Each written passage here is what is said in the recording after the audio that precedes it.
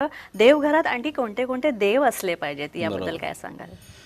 बघा, देवघर कसा असायला पाहिजे हे माझी यूट्यूबवर एक माझं पंडित शिवकुमार श्री हे माझं सबस्क्राईब करा चॅनल.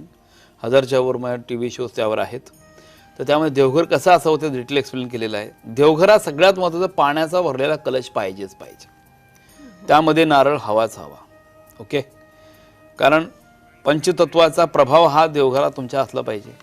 गणपती गणाधिपती पाहिजेच, बसलेला पाहिजे. लक्ष्मी बसलेली लक्ष्मी पाहिजे. पिंड जी आहे ती महादेवाची पिंड छोटीशी पाहिजे. पारस शिवलिंग बेस्ट. त्यामध्ये आपल्या ऑफिसमध्ये पारस शिवलिंग मिळतेच, ते वापरू शकता. म्हणजे दुसरं त्याच्याच्या उच्च असं काही नाही. सगळ्यात महत्त्वाचं दगडाची जी पिंड असेल तर घरामध्ये बिलकुल ठेवू नका. घराचा पूर्ण ऱ्हास होतो, घरात कटकटी आजार पण वाढतं, छिन्न विच्छिन्न होतं. मोठं पिंड तर बिलकुल ठेवायची नाही, लक्षात घ्या. ओके, त्यानंतर काय ठेवू शकता तुम्ही? मी बालाजी तुम्हाला दिलेलेच आहे, तो ऑलरेडी दरवाजाच्या बाहेर तुम्ही लावताय.